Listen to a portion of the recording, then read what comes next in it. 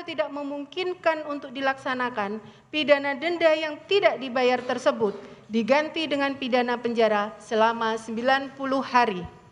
Menjatuhkan pidana tambahan berupa pembayaran uang pengganti kepada terdakwa sejumlah 3.435.000.000 rupiah dan terhadap uang sejumlah 3 miliar rupiah yang dikembalikan oleh terdakwa dan ditempatkan pada rekening penampungan KPK perkara K3 Kemnaker pada Bank BRI Virtual Account rekening nomor 888-20250-1540-182 dan 1 unit mobil BAIC BJ40 berwarna hitam tanpa nomor polisi serta kunci berwarna hitam dan silver berlogo BAIC diperhitungkan sebagai pembayaran uang pengganti terhadap terdakwa. Apabila terdakwa tidak dapat membayar uang pengganti selebihnya tersebut, maka selama 1 bulan setelah putusan mempunyai kekuatan hukum tetap, harta bendanya dapat disita dan dilelang untuk menutupi uang pengganti tersebut. Dan dalam hal terdakwa tidak mempunyai harta benda yang mencukupi untuk membayar uang pengganti, maka diganti dengan pidana penjara selama 1 tahun. Menetapkan masa penangkapan dan penahanan yang telah dijalani terdakwa dikurangkan seluruhnya dari pidana yang dijatuhkan. Menetapkan terdakwa tetap ditahan.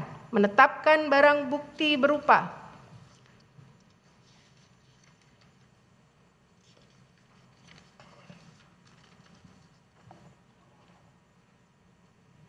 barang bukti nomor 1182 sebagaimana telah dibacakan dan dipertimbangkan, diperhitungkan sebagai pembayaran uang pengganti oleh terdakwa.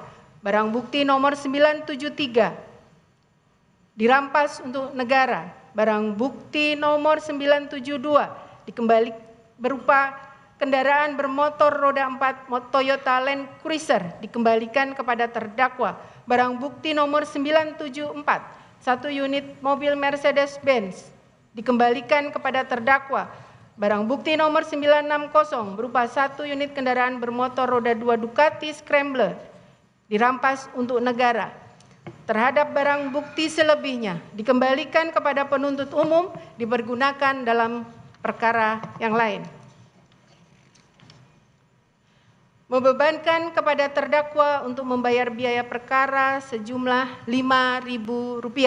Demikian diputus dalam rapat permusyawaratan Majelis Hakim Pengadilan Tindak Pidana Korupsi pada Pengadilan Negeri Jakarta Pusat hari Selasa 2 Maret 2026 oleh kami Dr. Nursari Baktiana SHMH selaku Hakim Ketua Majelis, Nikade Susantiani SHMH dan Hakim ad hoc Tindak Pidana Korupsi Alfi Setiawan SHMH masing-masing sebagai hakim anggota.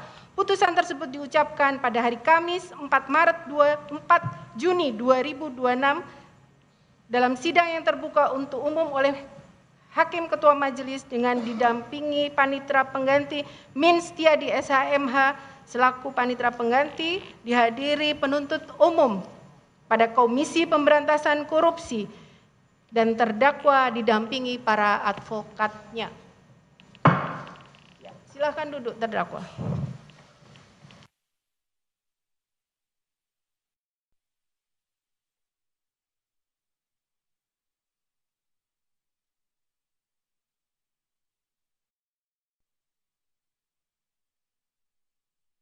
Dalam sidang yang terbuka untuk umum oleh Hakim Ketua Majelis dengan didampingi Panitera Pengganti Min Setiadi SHMH selaku Panitera Pengganti, dihadiri penuntut umum pada Komisi Pemberantasan Korupsi dan terdakwa didampingi para advokatnya. Ya, silakan duduk terdakwa.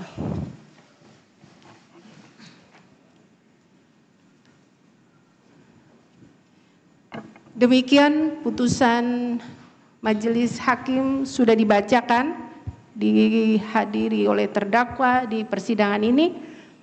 Atas putusan tersebut, saudara mempunyai hak. Yang pertama, menerima putusan tersebut.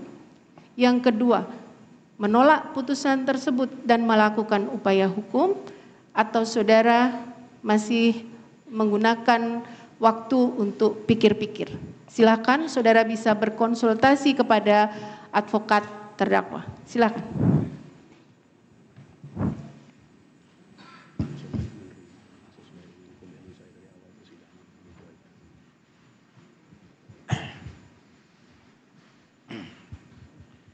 Terima kasih Yang Mulia. Ya, silakan. Karena saya dari awal konsisten mengakui kesalahan saya anggap hukuman yang diberikan majelis sesuai dengan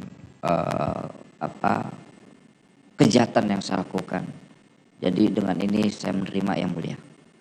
Ya, jadi sikap saudara langsung saudara tentukan hari ini, saudara menerima putusan? Menerima Yang Mulia. Ya. Hak yang sama majelis berikan kepada penuntut umum. Silakan saudara gunakan hak.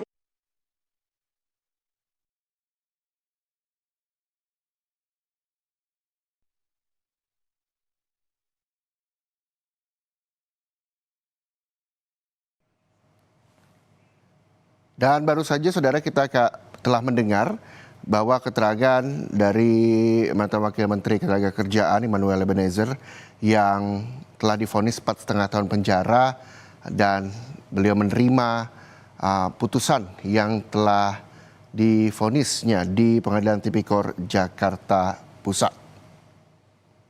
Kasus yang dijalani oleh Ebenezer adalah terkait dengan kasus dugaan korupsi pemasaran dan juga gratifikasi pengurusan sertifikat keselamatan dan kesehatan kerja atau K3 di lingkungan Kemnaker.